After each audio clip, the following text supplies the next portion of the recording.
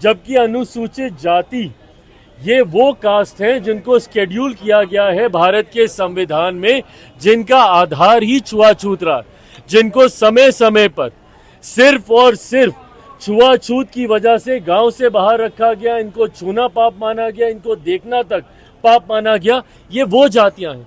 तो ऐसी जातियों में क्रीमी लेयर का प्रावधान संभव ही नहीं है। क्यों? क्योंकि आज भी ऐसे उदाहरण हैं जहां पे एक दलित युवक को घोड़ी चढ़ने पर रोका जाता है। हाल फिलहाल का उदाहरण, एक आईपीएस ऑफिसर ने सिक्योरिटी की डिमांड की ताकि वो घोड़े पे चढ़कर अपनी बारात को लेकर जा सके। और मैं नाम लेना नहीं चाहूंगा, बट जो लोग इन प्रावधानों का समर्थन कर रहे हैं ये वही लोग हैं जो जब मंदिर गए थे तो इनके बाहर आने के बाद मंदिर को गंगा जल से धुलवाया गया था। पनोरमा ग्रुप, जो सोचता है वो करता है। आपके अपने सपनों का आशियाना।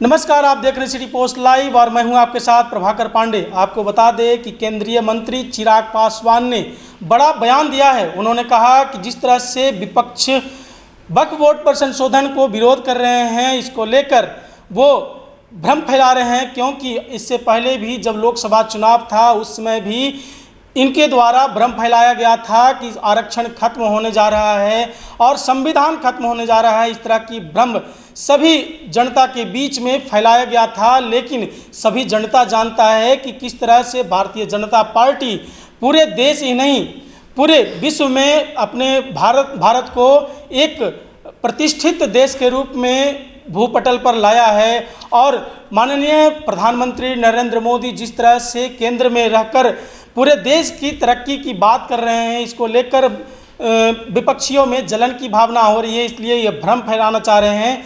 लेकिन ये वक्फ बोर्ड संशोधन बिल जो संसद में पेश किया गया है, इसको लेकर पारदर्शिता के लेकर ये प्रधानमंत्री पेश किए हैं, क्योंकि इसमें बहुत सारे अल्पसंख्यक लोगों के द्वारा भी, मुस्लिम लोगों के द्वारा इस पर बहुत बार सूचना दिया गया था कि इसमें बहुत सारी गड़बड़ियां हैं, इसको सुधारा जाए। तो इसको लेकर वक्फ बोर्ड को लेकर प्रधानमंत्री ने चिंता जताई और इसको संशोधन के लिए इसको संसद में पेश किया गया है। और क्या कुछ कहते नजर आए चिराग पासवान, पहले आप इनका बयान सुने। देखिए, मांझी जी के बयान पे मैं कोई टिप्पणी नहीं करूंगा, पर क्योंकि इस दौरान मैंने कई अनुसूचित जाति संगठनों से मैंने बातचीत की, पार्लियामेंट में कई सांसदों से मैंने बातचीत की, और संभवतः आने वाले दिनों में अनुसूचित समाज से आने वाले सांसदों के साथ एक सर्वदलीय बैठक भी हम लोग करेंगे। ऐसे में मैंने इस बात को प्रमुखता से तब भी कहा था, पुनः एक बात दोहराता हूं कि इसमें जो ये ऑब्जर्वेशन सुप्रीम कोर्ट के आए हैं, इसमें कहीं पर भी अनटचेबिलिटी शब्द का जिक्र भी नहीं है। अगर आप 550 पन्नों से ज्यादा का ये जो ऑब्जर्वेशन आया है, उसमें अगर आप टिप्पणियों को पढ़ेंगे तो कहीं पे भी अनटचेबिलिटी के शब्द का इस्तेमाल नहीं किया गया। जबकि अनुसूचित जाति ये वो कास्ट हैं जिनको स्केड्यूल किया गया है भारत के संविधान में, जिनका आधार ही छुआछूत रहा, जिनको समय समय पर सिर्फ और सिर्फ छुआछूत की वजह से गांव से बाहर रखा गया, इनको छूना पाप माना गया, इनको देखना तक पाप माना गया। ये वो जातियां हैं। तो ऐसी जातियों में क्रीमी लेयर का प्रावधान संभव ही नहीं है। क्यों? क्योंकि आज भी ऐसे उदाहरण हैं जहां पे एक दलित युवक को घोड़ी चढ़ने पर रोका जाता है। हाल फिलहाल का उदाहरण, एक आईपीएस ऑफिसर ने सिक्योरिटी की डिमांड की ताकि वो घोड़े पे चढ़कर अपनी बारात को लेकर जा सके। और मैं नाम लेना नहीं चाहूंगा, बट जो लोग इन प्रावधानों का समर्थन कर रहे हैं ये वही लोग हैं जो जब मंदिर गए थे तो इनके बाहर आने के बाद मंदिर को गंगा जल से धुलवाया गया था। अगर एक पूर्व मुख्यमंत्री, उससे बड़ा कौन भैया, अगर उसके साथ भी आज की तारीख में भी छुआछूत होता है तो इसका आधार, डिस्क्रिमिनेशन का आधार सिर्फ और सिर्फ अनटचेबिलिटी है। इसमें क्रीमी लेयर का कोई प्रावधान संभव नहीं।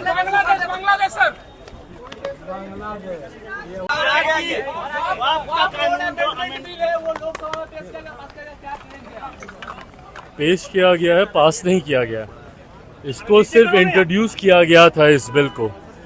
देखिए, ये पुनः विपक्षी पुनः वही साजिश शुरू हुई है जहां पर दूसरों को भ्रमित करना, दूसरों को डराने का प्रयास पुनः विपक्ष ने शुरू किया।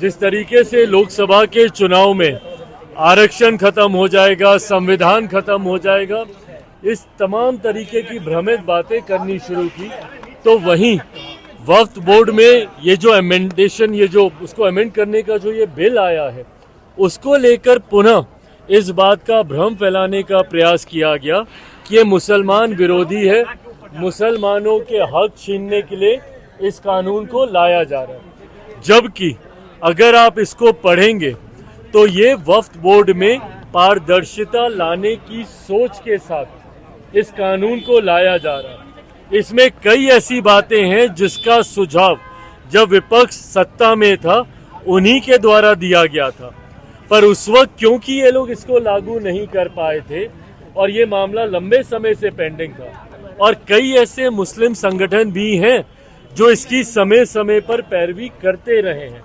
उन्हीं के हक अधिकारों को और मजबूत करने के लिए, ताकि समाज के गरीब मुसलमानों को भी उनका हक अधिकार मिले, इस सोच के साथ ये अमेंडमेंट लाया जा रहा था। पर क्योंकि पुनः इसको भ्रमित करने का प्रयास किया गया था और कहीं किसी के दिमाग में किसी तरीके की कोई शंका ना रहे, इसलिए लोक जनशक्ति पार्टी रामविलास ने भी सरकार के समक्ष हम लोगों ने ये सुझाव रखा था कि इसको किसी भी कमेटी के समक्ष भेज दिया जाए। अब भले वो स्टैंडिंग कमेटी हो या ज्वाइंट पार्लियामेंट्री कमेटी हो, उसके समक्ष भेज दिया जाए, ताकि जितने स्टेक होल्डर्स हैं, जो भी इसके साथ जुड़े हुए हैं, वो खुलकर वहां पर चर्चा कर सकें और ये जो भ्रम फैलाया जा रहा है कि मुसलमान विरोधी है, उस आशंका को दूर किया जा सके। मैं आज धन्यवाद देता हूं प्रधानमंत्री जी का और हमारी केंद्र की सरकार का कि इसको जहां सरकार ने सदन के पटल पर मजबूती से बिल को इंट्रोड्यूस करते हुए अपनी बातों को, सरकार की बातों को प्रमुखता से रखा, तो वहीं विपक्ष के मन में इसको लेकर कोई शंका ना रहे, जेपीसी को भी इसको रिकमेंड करने की बात की गई है। आने वाले दिनों में मुझे लगता है जल्द ही स्पीकर जेपीसी का गठन करेंगे और वहां पर खुलकर इसको लेकर चर्चा होगी, बट इसमें महिलाओं का रिप्रेजेंटेशन हो और इस संस्था में पूरी तरीके से पारदर्शिता हो, इस सोच के साथ सरकार इस विधेयक को लेकर आई है। पर अब क्योंकि ये जेपीसी में जा चुका है, वहां पे तमाम स्टेक होल्डर्स अपनी बातें रखेंगे और उसके बाद इसको आगे देखा जाएगा। उसमें कई नेता बोल रहा है कि भारत में भी हाँ, सहयोगी दल इसका विरोध कर रहे हैं, जदयू की तरफ से कुछ लोग। कौन विरोध कर रहा, मतलब अब पता नहीं अब और कोई कर रहा है कि नहीं कर रहा है, पर ललन बाबू ने तो आज खुलकर इसका समर्थन किया ही है।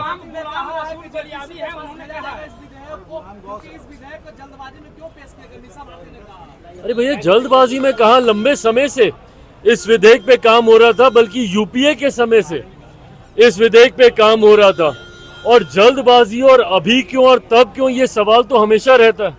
अगर इस विधेयक को आज से अगर हम लोग 6 महीना पहले लाते तो बोलते क्योंकि चुनाव है, तुष्टीकरण करना चाह रहे हैं, इसलिए आप लेकर आए हैं। आज जब हम लोग लेकर एक ऐसे समय पर आए हैं जब दूर दूर तक 3 राज्यों का चुनाव भी अभी भैया दूर है, उसका भी अभी नोटिफिकेशन नहीं आया है, तो अभी क्यों लेकर आए, ये सवाल तो विपक्ष हमेशा पूछेगा। पर हाँ, जिसके लिए हम लोग कमिटेड हैं, और जहां तक रही बात भैया लोक जनशक्ति पार्टी रामविलास की, हम लोग का कमिटमेंट समाज के वंचित, समाज के गरीब वर्ग, समाज के अल्पसंख्यक वर्ग के साथ हमेशा से रहा है। मेरे नेता, मेरे पिता आदरणीय रामविलास पासवान जी का कमिटमेंट रहा है। ऐसे में सरकार का हिस्सा रहते हुए ऐसा कोई विधेयक हम लोग के रहते हुए नहीं आएगा जो समाज के किसी भी वर्ग के साथ कोई अन्याय करे। पर विपक्ष बार बार भ्रमित करने का कार्य करता है, लोगों को डराने का काम करता है, कभी विधेयक को लाने के समय को लेकर, कभी उसके पीछे के इंटेंशंस, उसकी मंशा को लेकर। ये सोच गलत है विपक्ष। चिराग पासवान ने कहा कि विपक्षी को कोई काम नहीं है, सिर्फ ये भ्रम फैलाना जानते हैं, लोगों में आक्रोश भरना चाहते हैं भारतीय जनता पार्टी के विरुद्ध, क्योंकि भारतीय जनता पार्टी जो भी फैसला लेती है वो देश के हित में लेती है और ये नहीं चाहते हैं कि देश का विकास हो और इस तरह से ये बारंबार इसको विरोध जताते हैं, क्योंकि वक्फ बोर्ड में बहुत सारी गड़बड़ियां हैं। इसको लेकर माननीय प्रधानमंत्री नरेंद्र मोदी इसको लेकर संसद में पेश किए हैं ताकि इसमें पारदर्शिता हो। वहीं जीतन राम मांझी के बयान पर, जो कि क्रीमी लेयर को लेकर के उन्होंने कहा था कि क्रीमी लेयर जरूरी है अति पिछड़ा में भी, तो इस पर चिराग पासवान ने कहा कि अभी भी अनुसूचित जनजाति और अति पिछड़ा जाति में भी बहुत सारे ऐसे लोग हैं जो अभी भी पिछड़े हुए हैं, जो कि उसमें क्रीमी लेयर लागू होना सही नहीं है, उसको अभी भी मौका दिया जाए। इस तरह से बयान देते नजर आ रहे चिराग पासवान और जीतन राम मांझी का विरोध जताते हुए नजर आ रहे हैं। उन्होंने कहा कि इन्हीं को कभी कभी मंदिरों में जाने के बाद मंदिर धोया जाता है, इस तरह का जब ये बातें करते हैं कि क्रीमी लेयर उसमें आना चाहिए, तो मैं कहना चाहता हूं कि अभी वैसे लोगों के बीच क्रीमी लेयर का कोई प्रावधान नहीं देना चाहिए, क्योंकि अभी भी वैसे लोग पिछड़े हुए हैं। ये सारे बातें कहते नजर आए चिराग पासवान। तो फिलहाल इस खबर में बस इतना ही। मैं आगे के तमाम खबरों के लिए बने रहे मेरे साथ। वीडियो को लाइक करें, शेयर करें, चैनल को सब्सक्राइब करना ना भूलें। धन्यवाद।